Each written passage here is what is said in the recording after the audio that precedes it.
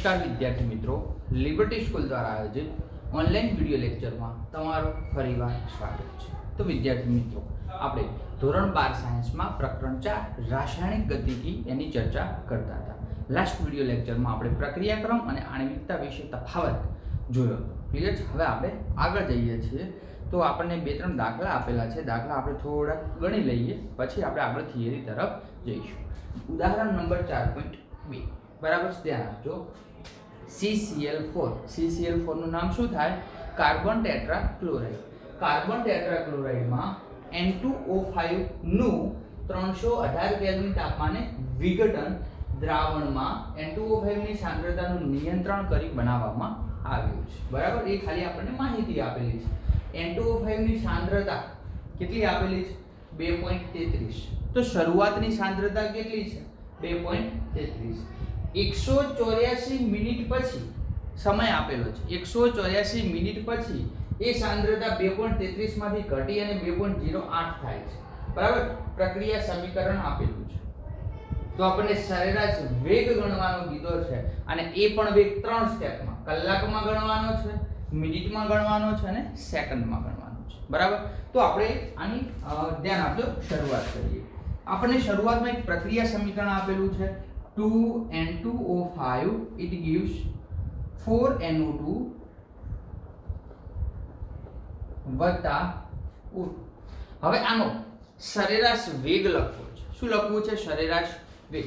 તો લખતા આપણે સરેરાશ વેગ બરાબર આનો તત્વયુગ્મિતિ ગુણાંક કેટલો છે? 2। તો આપણે એને શું કરવાનું આગળ? -1/2। બરાબર, જે રીતે આપણે આગળ ચર્ચા કરી હતી બરાબર છે।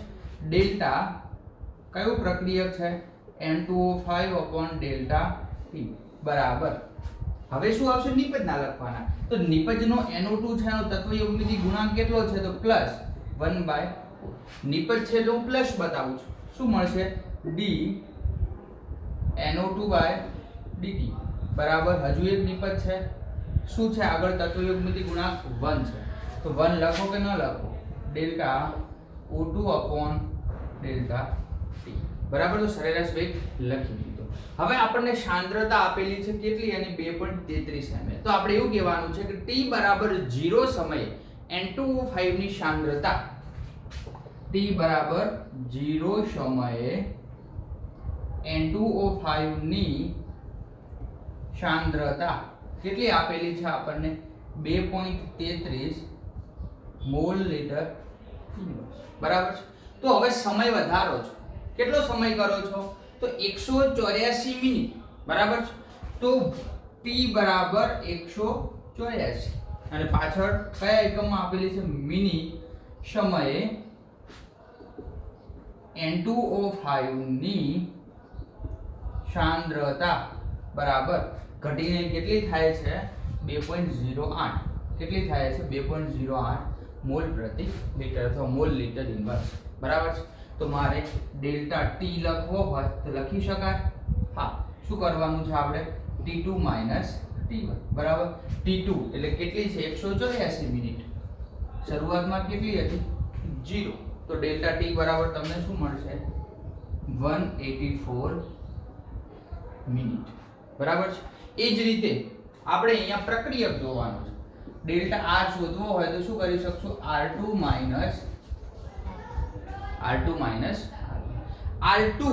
એટલે આપણી આ કેટલી આપેલી છે? 2.08। કેટલી આપેલી છે? 2.08 અને શરૂઆતમાં કેટલી હતી? 2.33। કેટલી હતી? 2.33। તો ડેલ્ટા R બરાબર 2.08 માંથી 2.33 બાદ કરો ત્યારે મૂલ્ય તમને કેટલું મળે છે? કરો તો ઓકે। તો એ મળે છે 0.25। કેટલું મળે છે? 0.25 મોલ પ્રતિ લિટર। ક્લિયર? હવે ધ્યાન આપો। ડેલ્ટા T શોધી દીધો, ડેલ્ટા R શોધી દીધો। હવે આપણે સરેરાશ વેગનું સૂત્ર વાપરો। સરેરાશ વેગ is equal to -1/2 d N2O5/delta T minus 1/2 ખાલી માત્ર આટલું સૂત્ર મેં પ્રક્રિયકનું છે એટલે ઉપાડી લીધું છે અને પ્રક્રિયક માટે આપણે પહેલા શું કરીએ ગણી લઈએ ક્લિયર ચલો તો માઇનસ 1/2 અહીંયા N2O5 ની સાંદ્રતા આપણે ગણી કેટલી મળી અહીંયા મૂલ્ય મળશે માઇનસ તમને કેમ કે મોટી રકમ પાછળ છે નાની રકમ આગળ છે એટલે શું થાય છે માઇનસ 0.25 ભાગ્યા ડેલ્ટા ટી આપણને કેટલો મળ્યો છે 184 કેટલો છે 184 આનો એકમ શું થશે મોલ લીટર ઇન્વર્સ આનો મિનિટ ઇન્વર્સ બરાબર છે અથવા 184 મિનિટ ઇન્વર્સ નહીં પણ આપણને શું આપેલું છે 184 મિનિટ બરાબર છે તો હવે આ માઈનસ શું કરીએ આપણે કેન્સલ આવશે બરાબર શું થઈ જશે કેન્સલ થઈ જશે બરાબર છે તો આપણે કઈ રીતે લખશું તો આનું તમે સાદું રૂપ આપો છો ત્યારે તમને મૂલ્ય મળે છે કરો તો કેટલું થાય છે 0.25 ભાગ્યા 2 ગુણ્યા 184 0.25 ભાગ્યા 2 ભાગ્યા 184 બરાબર છે તો નીચે શું આવશે આ રીતે 184 ગુણ્યા 2 ઉપર આવશે 0.25 કરો તો કેટલું થાય છે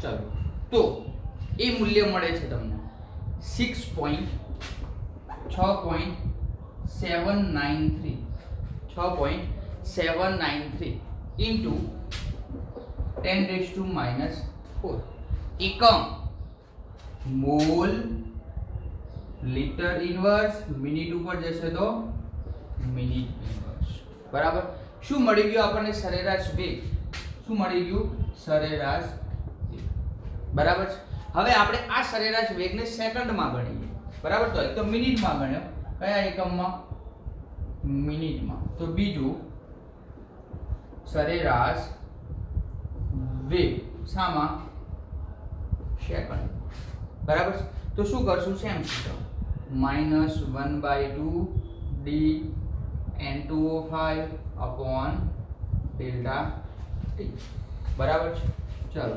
-1/2 બરાબર કૌંસમાં -0.25 ભાગ્યા ડેલ્ટા ટી 184 પણ 184 તો મિનિટ છે આપણને શામાં શોધવાનું કીધું છે સેકન્ડમાં શામાં શોધવાનું કીધું છે સેકન્ડમાં તો આપણે શું કરશું એને કેટલા વડે ગુણવા પડશે તો ધ્યાન આપજો સેકન્ડ છે એનું મિનિટમાં કન્વર્ટ કરવાનું છે તો 60 વડે ગુણવા પડશે કેટલા વડે 60 ક્લિયર છે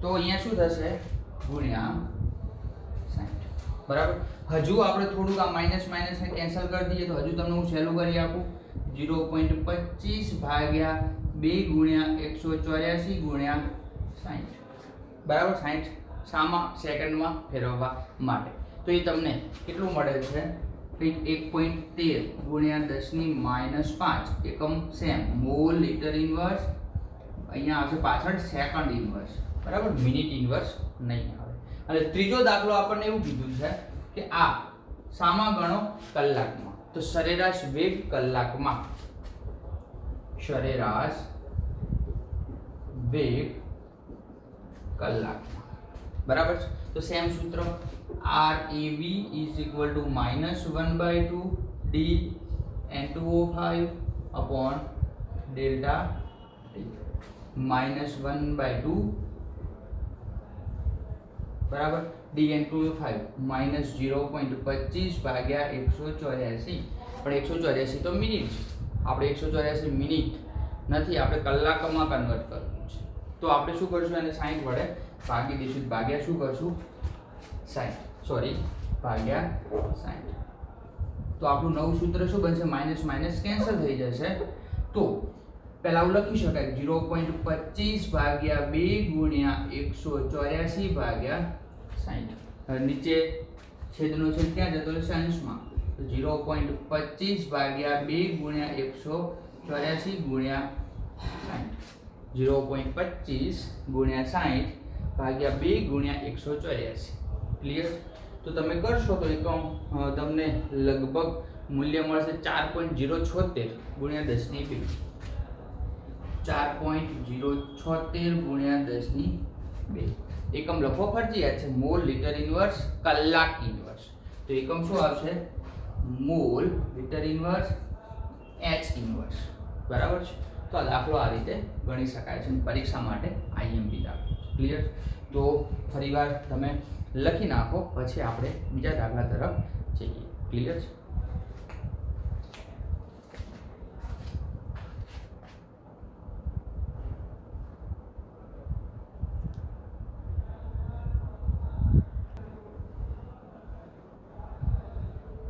ચલો આપણે બીજા દાખલા તરફ જઈએ. ધ્યાન આપજો.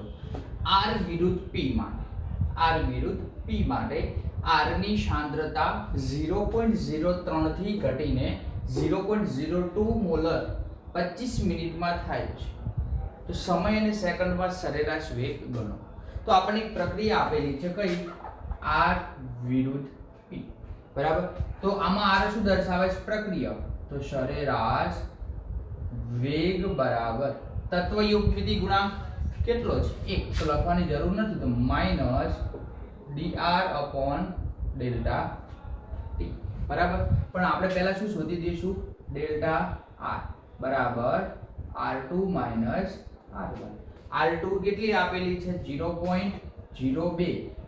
એમાં શરૂઆતમાં કેટલી હતી? 0.03, તો માઈનસ 0.01, બરાબર. એ જ રીતે શું શોધી દઈશું? ડેલ્ટા t 25 મિનિટમાં, બરાબર છે. શું કરશું આપણે?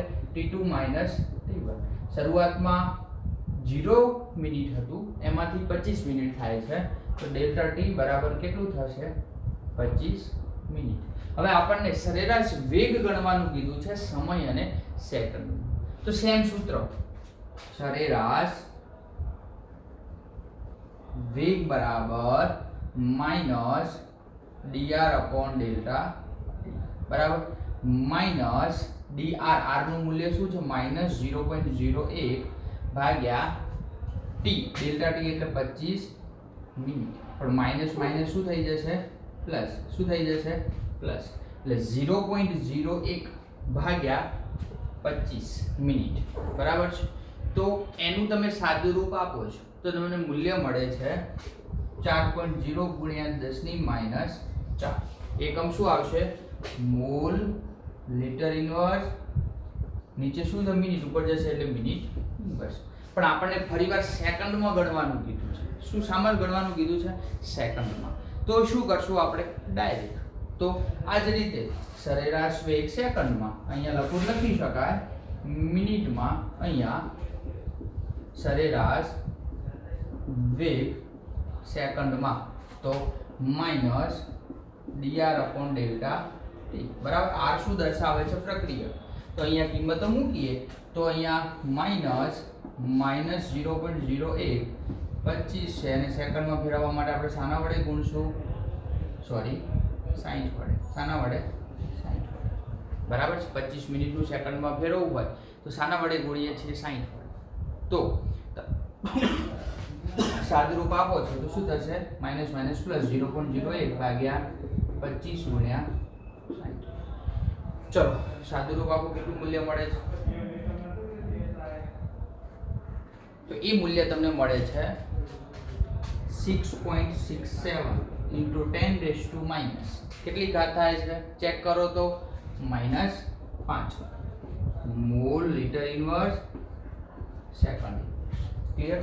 આ રીતે એકદમ ઈઝી દાખલા પૂછાઈ શકે છે. ધ્યાન આપજો. એ જ રીતે આપણને 4.2 આપેલો છે, એની આપણે ચર્ચા કરી. એની સાંદ્રતા 10 મિનિટમાં. તો પ્રક્રિયા, પહેલી એક પ્રક્રિયા આપેલી છે, બરાબર સમજી લો. 2a માંથી નિપજ બને છે. 2a એટલે બે પ્રક્રિયક છે. એ તત્વયુગ્મિતિ ગુણાંક એનો 2 છે. 2a માંથી નિપજ બને છે, જ્યારે એની સાંદ્રતા 10 મિનિટમાં, એની સાંદ્રતા છે એ 10 મિનિટમાં 0.5 મોલ થી ઘટીને 0.4 થાય છે. 0.5 માંથી ઘટીને કેટલી થાય છે? 0.4, બરાબર. તો આ સમયગાળા દરમિયાન વેગ ગણો. તો ફરીવાર ડેલ્ટા r ગણી લઈએ પહેલા આપણે. તો r2 માઈનસ r1. r2 કેટલા આપેલા છે? 0.4. શરૂઆત કેટલી હતી?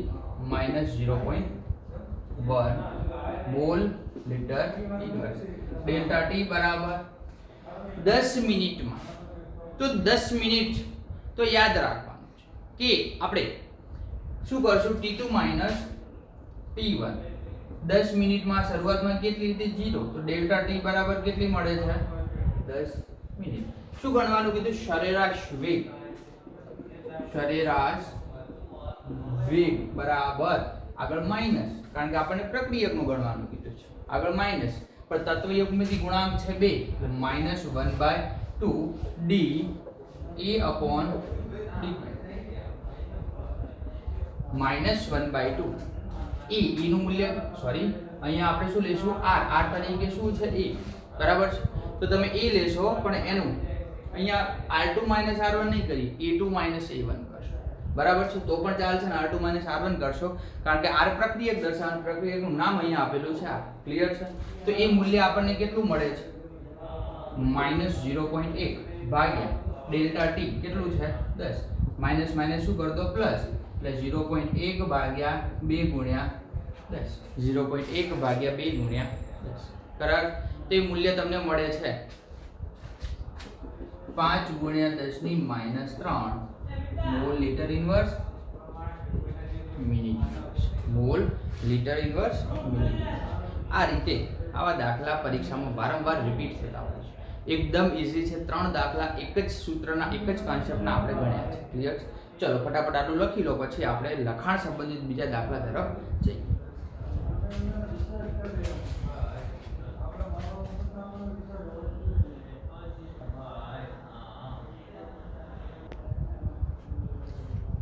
ચલો તો આપણે એકદમ નાના 4 ક્વેશ્ચન તરફ જઈએ છીએ. ધ્યાન આપજો, આવા પ્રશ્નો MCQ માં વારંવાર પૂછાતા હોય છે. બરાબર? શું આપેલું છે કે પહેલા આપણે ઉદાહરણ જોઈએ. બરાબર? કે વેગ અભિવ્યક્તિ નીચે મુજબ છે. શું આપેલી છે? વેગ અભિવ્યક્તિ. વેગ k બરાબર a પ્રક્રિયક છે (1/2 b (3/2). બરાબર છે? એ જ રીતે કે a 3/2 b -1. બરાબર છે? તો શું નક્કી કરવાનું કીધો? પ્રક્રિયાનો ક્રમ. તો આપણે કોઈ પણ વેગ અભિવ્યક્તિ લખીએ તો આ રીતે લખતા હતા વેગ ઇઝ ઇક્વલ ટુ બરાબર છે શું લખતા હતા કે અહીંયા કોઈ પણ પ્રક્રિયક હોય બરાબર છે તો આ રીતે લખતા હતા કે કોઈ પણ પ્રક્રિયક a હોય તો એની x ઘાત b હોય તો એની y ઘાત અને x y બરાબર શું દર્શાવે? પ્રક્રિયાક્રમ. શું દર્શાવે? પ્રક્રિયાક્રમ. તો અહીંયા આપણે કોઈ પહેલા મોલેક્યુલ માટે ચર્ચા કરીએ કે વેગ બરાબર k a⁻1/2 b⁻3/2. તો અહીંયા આ શું દર્શાવે છે? x. આ શું દર્શાવે છે? y. તો જો હું x y કરું તો શું થાય? 1/2 3/2. બરાબર? 3/2 એટલે 1.5 1/2 એટલે 0.5. બરાબર? તો બંનેનો સરવાળો કરીએ. બરાબર? 1/2 એટલે 0.5 વત્તા 3/2 એટલે 1.5 બરાબર શું આવે? 2. તો પ્રક્રિયાનો ક્રમ કયો હશે? તો કે દ્વિતીય ક્રમની હશે. કયા ક્રમની? દ્વિતીય ક્રમની હશે. ગુજકેટ માટે, નીટ માટે, બોર્ડની પરીક્ષા માટે મોસ્ટ IMP પ્રશ્ન છે. પછી આપણે બીજું આપેલું છે કે વેગ બરાબર k a⁻3/2 b⁻−1. તો x y બરાબર આપણે શું કરશું? 3/2 બરાબર છે. અહીંયા સીધું માઈનસ તો -1 બરાબર છે. 3/2 એટલે 1.5 -1 તો 0.5. તો પ્રક્રિયા કયા ક્રમની હશે? અર્ધ પ્રક્રિયા હશે. અર્ધ ક્રમની. કયા ક્રમની? અર્ધ ક્રમની. બરાબર? અથવા અર્ધ પ્રક્રિયા છે એવું આપણે કહી શકશું. ક્લિયર છે? તો આપણો પહેલો જવાબ છે દ્વિતીય ક્રમની પ્રક્રિયા, બીજો જવાબ છે અર્ધ ક્રમની પ્રક્રિયા. ચલો ઉદાહરણ નંબર 4.4. બરાબર છે? ધ્યાન આપજો, બરાબર સમજી લેજો. પ્રક્રિયાનો ક્રમ શોધો. તો આ તો આપણે x y ઉપરથી નક્કી કર્યું, પણ આ કઈ રીતે નક્કી કરશું? મેં તમને કીધું હતું કે માત્ર ને માત્ર એકમ યાદ રાખો, પ્રક્રિયાનો ક્રમ નક્કી કરો. એના માટે કોઈ જ સૂત્ર નથી. આપણે પરીક્ષામાં ભાડીએ એટલે કંઈક સૂત્ર લગાવીએ ને વેગનું સૂત્ર મૂકીએ ને સમય વડે ભાગીએ ને છેલ્લે જવાબ તો મળવાનો નથી. પણ આનો એકમ litre, mall inverse, second inverse અને બીજું આપેલું છે સેકન્ડ ઇન્વર્સ. તો આ કઈ પ્રક્રિયા દર્શાવે છે? કઈ પ્રક્રિયા દર્શાવે છે? તો આ એકમ છે દ્વિતીય ક્રમની પ્રક્રિયા માટેનો છે. કઈ પ્રક્રિયા? દ્વિતીય ક્રમની. અને આ જે S માઈનસ છે કયા ક્રમની? પ્રથમ ક્રમની પ્રક્રિયા માટે છે. કયા ક્રમની? પ્રથમ. તો બસ આ રીતે કરો એટલે વાત થાય છે પૂરી. કેટલું ઈઝી છે બોલો. તો એ આપણને સમજવામાં અઘરું થાય છે. ચલો અહીંયા આગળ ચર્ચા કરીએ કે 4.3 લખાણ સંબંધિત પ્રશ્નોના જવાબ. A + B શું બનાવે છે? નિપજ બનાવે છે. શું બનાવે છે? નિપજ. માટે વેગ નિયમ r બરાબર આપેલું છે તો પ્રક્રિયાનો ક્રમ કેટલો છે? ફરીવાર રિપીટ થયો. શું થયું કે વેગ બરાબર કે a1/2 b2 તો x + y બરાબર 1/2 + 2 તો 0.5 + 2 2.5 તો પ્રક્રિયાનો ક્રમ શું હશે? 2.5 બરાબર. ક્રમની પ્રક્રિયા હશે. કેટલું ઈઝી છે બોલો. પછી આપણે જઈએ લખાણ સંબંધિતમાં 4.3. જોડે જોડે હું એ પણ લઉં છું, ઉદાહરણ પણ લઉં છું, લખાણ સંબંધિત લઉં છું. એટલે શું થાય કે ઉદાહરણ ગણીએ એટલે આપણને એને જેવું બેસ્ટ કોપી પેસ્ટ આપેલું હોય લખાણ એટલે આપણા મગજમાં વાત ક્લિયર થાય. બરાબર છે. તો x નું y માં પરિવર્તન બીજો ક્રમ અનુસરે છે. તો એક તો પ્રક્રિયા ક્રમ આપેલો છે. કયો આપેલો છે? બીજો ક્રમ. બરાબર છે. તો એને આપણે કઈ રીતે લખી શકીએ? બરાબર સમજી લેજો. x નું y માં પરિવર્તન, x નું y માં પરિવર્તન ગતિકીનો બીજો ક્રમ અનુસરે છે. તો આનો વેગ લખવો હોય, વેગ = બરાબર છે. તો પ્રક્રિયા છે તો શું થશે કે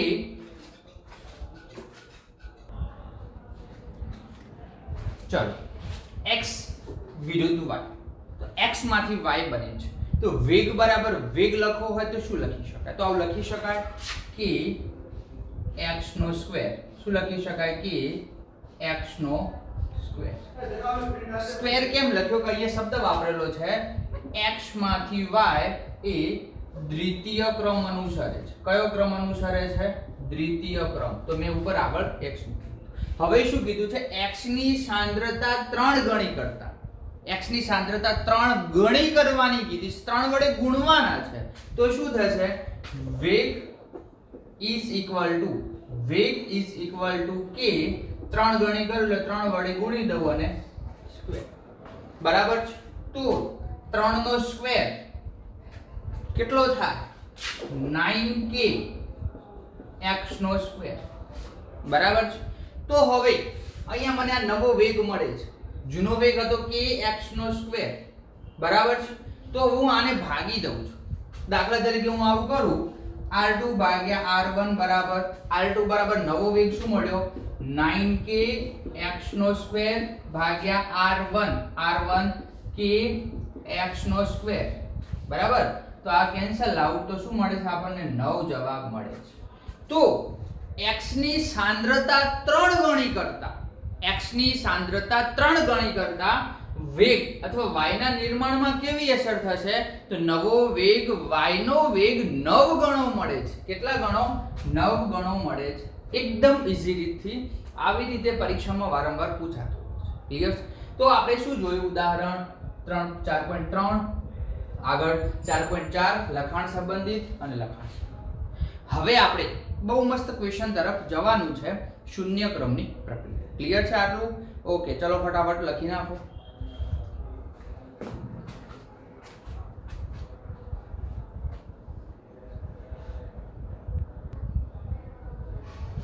ચલો ક્વેશ્ચન ને બરાબર સમજો. શૂન્ય ક્રમની પ્રક્રિયા માટે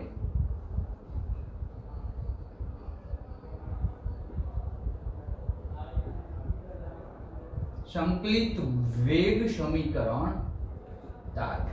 અને ક્વેશ્ચન છે મોસ્ટ IM. વારંવાર નીટમાં આની રિલેટેડ MCQ આવે છે, વારંવાર ગુજકેટમાં પૂછાય છે, આ વખતે બોર્ડની પરીક્ષામાં પૂછાઈ ગયેલું છે. તો શૂન્ય ક્રમની પ્રક્રિયા અને એનો અર્ધ આયુષ્ય સમય, પ્રથમ ક્રમની પ્રક્રિયા અને એનો અર્ધ આયુષ્ય સમય, બે ક્વેશ્ચન આખા ચેપ્ટરમાંથી મોસ્ટ IMP છે. એકદમ ઈઝી છે, ધ્યાન આપજો, આપણે ભણી. બરાબર છે. તો નાનો છે એકદમ. તો આપણે પહેલા વ્યાખ્યા આપીએ શૂન્ય ક્રમની પ્રક્રિયા એટલે શું. તો પ્રક્રિયાનો વેગ, જે પ્રક્રિયાનો વેગ એ પ્રક્રિયકની સાંદ્રતાના કેવા ઘાતાંકમાં હોય? શૂન્ય ઘાતાંક. દાખલા તરીકે હું આવું લખીશ x², તો તમે શું કહેશો? 2 ઘાતાંકમાં છે, x1 અને x0.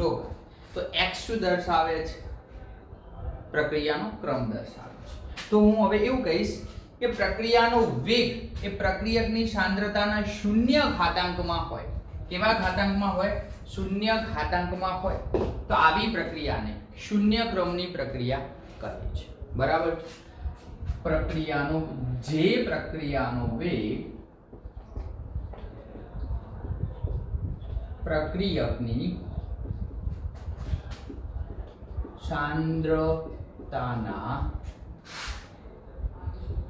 શૂન્ય ઘાતાંકના સમપ્રમાણમાં હોય તેવી પ્રક્રિયાને શૂન્ય ક્રમની પ્રક્રિયા કહે છે. બરાબર સમજી લેજો. જે પ્રક્રિયાનો વેગ પ્રક્રિયકની સાંદ્રતાના શૂન્ય ઘાતાંકના સમપ્રમાણમાં હોય તેવી પ્રક્રિયાને શૂન્ય ક્રમની પ્રક્રિયા કહે છે. તો આપણે શું લખ્યું કે વેગ ચલે છે પ્રક્રિયકની સાંદ્રતા એટલે r ની સાંદ્રતાના શૂન્ય ઘાતાંક. બરાબર છે? તો અહીંયા ધ્યાન આપજો, જે અહીંયા મેં લાઈન લખી છે એનું સૂત્ર દર્શાવ્યું વેગ ચલે છે r નો 0. બરાબર છે? તો વેગ શૂન્ય ઘાતાંકના સમપ્રમાણમાં છે. હવે આગળ કે એક પ્રક્રિયા વિચારું છું.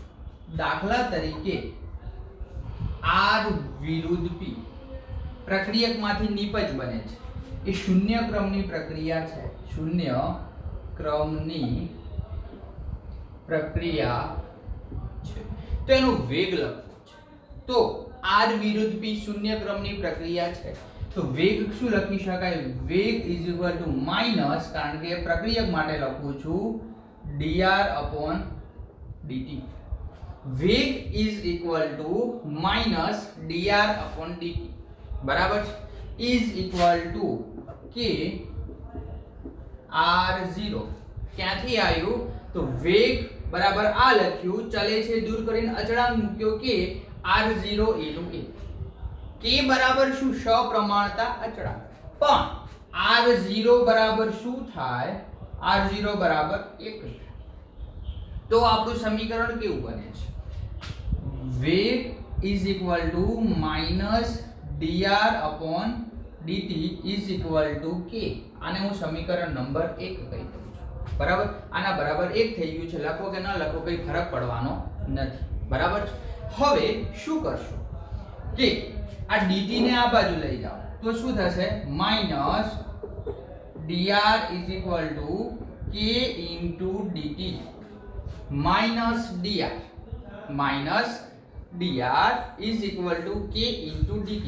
માઈનસ ને આ બાજુ લઈ જાઓ તો dr k dt. બરાબર છે? Minus dr k dt. પહેલા હું dt ને પકડીને આ બાજુ લઈ ગયો, પછી માઈનસ ને લઈ ગયો. હવે આને હું સમીકરણ નંબર 2 કહી દઈશ. શું કહી? સમીકરણ નંબર 2. અને આ સમીકરણ 2 નું બંને બાજુ સંકલન લઉં. સમીકરણ 2 નું બંને બાજુ સંકલન લેતા તો શું થશે? સંકલન dr k અચળ હોય છે, એનું સંકલન આવે નહીં, અને સંકલન dt. બરાબર છે? સંકલન dr k અચળ છે, અચળ પદનું કોઈ દિવસ સંકલન લેવાય નહીં, dt. બરાબર છે? તો આપણે સંકલન લઈ લીધું છે. હવે સંકલન dr, આનું સંકલન થાય છે r, આનું સંકલન થાય છે r k dt. શું? dt. dt નું સંકલન થાય છે t, પણ સંકલન દૂર કરતા એક અચળાંક મૂકવો પડશે i. તો r k dt i. dr નું સંકલન થાય છે r, એ જ રીતે આપણે આવું કંઈક કરતા હતા, સંકલન dx, એનું સંકલન શું કરતા હતા? x. મેથ્સ વાળાને ખ્યાલ હશે. તો અહીંયા આપણને શું આપેલું છે? dr. સંકલન શું થાય? r. એ જ રીતે dt હોય તો સંકલન થાય t. બરાબર છે? તો આપણે r ઇઝ ઇક્વલ ટુ શું મળ્યું? k t plus i. એને હું સમીકરણ નંબર 3 કહી દઉં અને i બરાબર સંકલન અચળાંક. શું આવ્યું? સંકલન અચળાંક. બરાબર છે? હવે ધ્યાન આપજો, આગળ ચર્ચા કરું છું કે પ્રારંભિક સમય, શરૂઆતના સમય t બરાબર 0 હોય ત્યારે પ્રક્રિયકની સાંદ્રતા શું હોય? r0. t બરાબર 0 સમયે પ્રક્રિયક r ની સાંદ્રતા શું હોય? r0. ફરીવાર, t બરાબર 0 સમયે પ્રક્રિયક r ની સાંદ્રતા r હોય છે. બરાબર છે? તો અહીંયા આપણે જે આ મૂલ્ય છે, બરાબર છે, તો એ મૂલ્યમાં r બરાબર r0 મૂકીએ. બરાબર?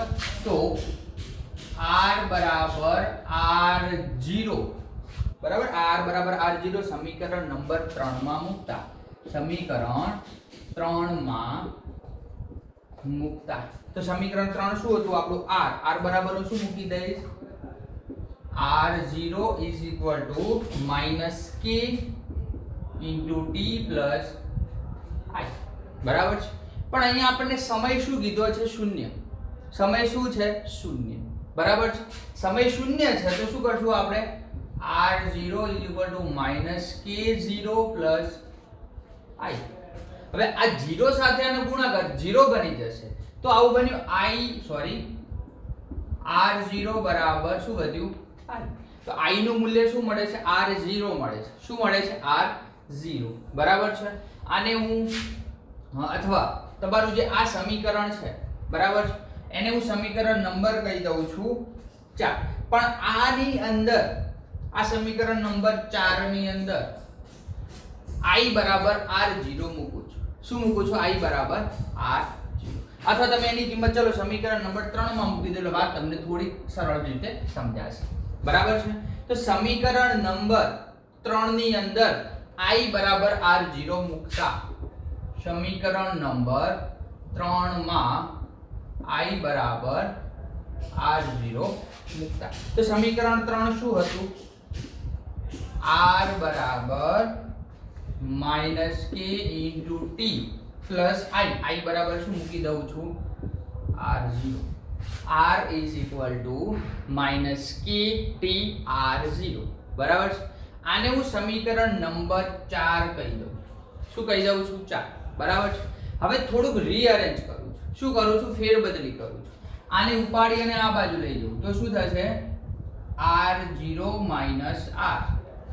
બરાબર છે? r0 minus r is equal to kt is equal to k into t. તો t ને સૂત્રનો કરતા બનાવું છું, t ને, તો સમીકરણ શું મળે છે? બરાબર સમજી લેજો. અથવા પહેલા હું t ને બનાવ્યો પછી આપણે k ની ચર્ચા કરીએ. તો k ને સૂત્રનો કરતા બનાવું છું, t ક્યાં આવશે? નીચે. તો શું થશે? r0 minus r upon t. તો તમારું આ સમીકરણ મળે છે એ શૂન્ય ક્રમની પ્રક્રિયા માટેનું સમીકરણ છે. શું છે? શૂન્ય ક્રમની પ્રક્રિયા માટેનું સમીકરણ. શૂન્ય ક્રમની પ્રક્રિયા માટેનું સમીકરણ. ધ્યાન આપજો, આપણે ફરીવાર ચર્ચા કરીએ. મોસ્ટ આઈએમપી ક્વેશ્ચન છે. પહેલા વ્યાખ્યા લખી, જે પ્રક્રિયાનો વેગ પ્રક્રિયકની સાંદ્રતાના શૂન્ય ઘાતાંકના સમપ્રમાણમાં હોય તેવી પ્રક્રિયાને શૂન્ય ક્રમની પ્રક્રિયા કહે છે.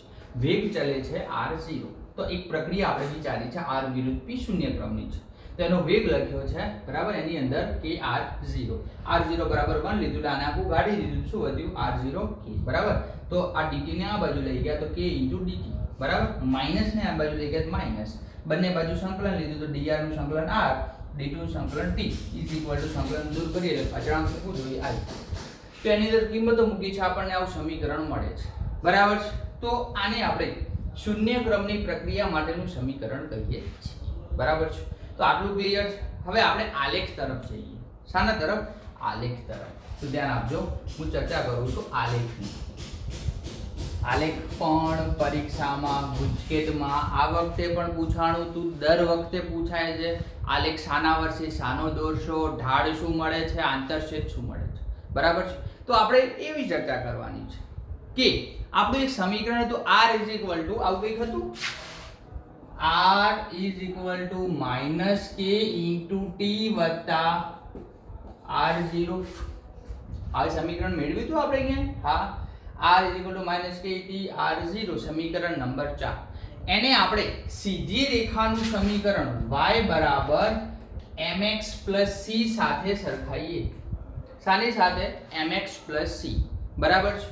તો અહીંયા આપણે આલેખ દોરવાનો થાય, આલેખ કોની વર્સિસ કોનો દોરશું? ધ્યાન આપજો, બરાબર। ચાલો આ હું લઉં છું x અક્ષ, અહીંયા લઉં છું y અક્ષ।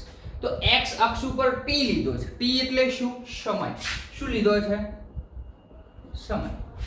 y axis, y બરાબર શું આવે છે? r। y axis ઉપર શું લીધું છે? r। r means what? પ્રક્રિયકની સાંદ્રતા, પ્રક્રિયકની સાંદ્રતા વર્સિસ સમયનો આલેખ દોરું છું। તો ઢાળ બરાબર શું થશે? આ આલેખ સીધી રેખા મળે છે, ઢાળ બરાબર માઈનસ, જે મૂલ્ય m નું મળે છે એ ઢાળ મળે છે, જે મૂલ્ય m નું મળે છે એ ઢાળ મળે છે, અને આંતરછેદ બરાબર c, જે મૂલ્ય c નું મળે છે એ મૂલ્ય મળે છે r0, એને આપણે કહીશું આંતરછેદ। પરીક્ષા માટે મોસ્ટ IMP કે શાના વર્સિસ શાનો આલેખ દોરો છો, એ આલેખ કેવી રેખા મળે છે, એ આલેખ નીચેનામાંથી કેવો છે? ચાર આલેખ આ વખતે જે પૂરક પરીક્ષા લીધી એની બોર્ડની પરીક્ષામાં ક્વેશ્ચન એવો હતો કે નીચેનામાંથી કયો આલેખ શૂન્ય ક્રમની પ્રક્રિયા દર્શાવે છે? આલેખ દોરેલા હોય, ઢાળ પૂછે, આંતરછેદ પૂછે, શાના વર્સિસ શાનો છે, સીધી રેખા છે કે નહીં, તો આપણે વાત ક્લિયર કરવી જોઈએ। તો આપણે એક મુદ્દો લખીએ, બરાબર સમજી લેજો કે પ્રક્રિયા વેગ વર્સિસ સમયનો આલેખ દોરીએ। પ્રક્રિયકની સાંદ્રતા વર્સિસ સમયનો આલેખ દોરીએ તો તે સીધી રેખા મળે છે। કેવી રેખા મળે છે? સીધી રેખા, બરાબર છે। હવે કેટલાક ઉદાહરણ લઈએ જે શૂન્ય ક્રમની પ્રક્રિયા દર્શાવતા હોય, જોડે જોડે એ પણ ચર્ચા કરી દઈએ। જો 2 માર્ક્સનો ક્વેશ્ચન પૂછાય તો આપણે આટલા સુધી અટકી જવાનું, ઉદાહરણ લખવાના નથી, પણ જો 4 માર્ક્સનો ક્વેશ્ચન પૂછાય તો બધું લખવું પડે। તો શૂન્ય ક્રમની પ્રક્રિયા અસામાન્ય હોય, બરાબર છે। કેવી હોય?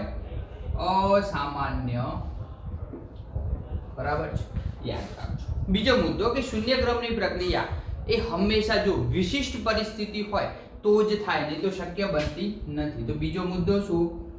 વિશિષ્ટ પરિસ્થિતિમાં। પહેલા શું લખ્યું આપણે? અસામાન્ય હોય, વિશિષ્ટ પરિસ્થિતિમાં થાય। કેટલીક ઉત્સેચકીય ઉદ્દીપ્ત પ્રક્રિયા, ઉત્સેચકો દ્વારા ઉદ્દીપ્ત થતી હોય એવી પ્રક્રિયા શૂન્ય ક્રમની પ્રક્રિયા છે, બરાબર। કેટલીક ઉત્સેચકીય ઉદ્દીપ્ત પ્રક્રિયા શૂન્ય ક્રમની હોય। કયા ક્રમની? શૂન્ય ક્રમની। પછી ધાતુની સપાટી પર થતી પ્રક્રિયા, ચોથું ઉદાહરણ, ધાતુની સપાટી પર થતી પ્રક્રિયા એ પણ કયા ક્રમની હોય? શૂન્ય। તો તમને MCQ માં આવું પણ પૂછે કે નીચેનામાંથી કઈ શૂન્ય ક્રમની પ્રક્રિયા છે, બરાબર છે। તો ધાતુની સપાટી ઉપર દાખલા તરીકે હું એમોનિયા લઈ લઉં, 2NH3, એનું વિઘટન કરીએ તો આપણને ખબર છે શું મળે? N2 + 3H2। તો આ પ્રક્રિયા શૂન્ય ક્રમની હશે, પણ યાદ રાખવાનું છે કેટલા તાપમાને થાય છે? 1130 અને પ્લેટિનમ ઉદ્દીપકની હાજરી। ક્લિયર છે?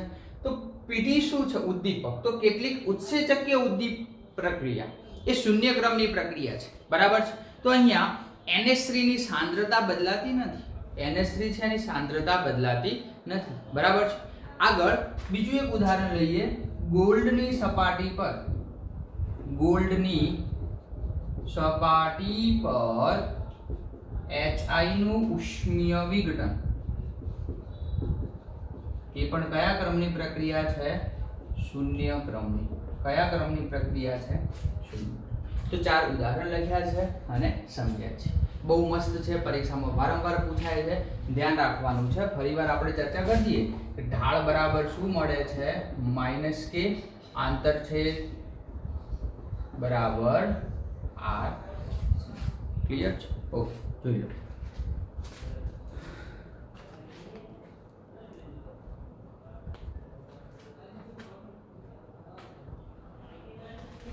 ક્લિયર છે? તો આજે આપણે આ વિડિયો લેક્ચર અહીંયા પૂરું કરીએ છીએ. હવે નેક્સ્ટ વિડિયો લેક્ચરમાં પ્રથમ ક્રમની પ્રક્રિયા સાથે મળીશું. ક્લિયર છે? Thank you very much.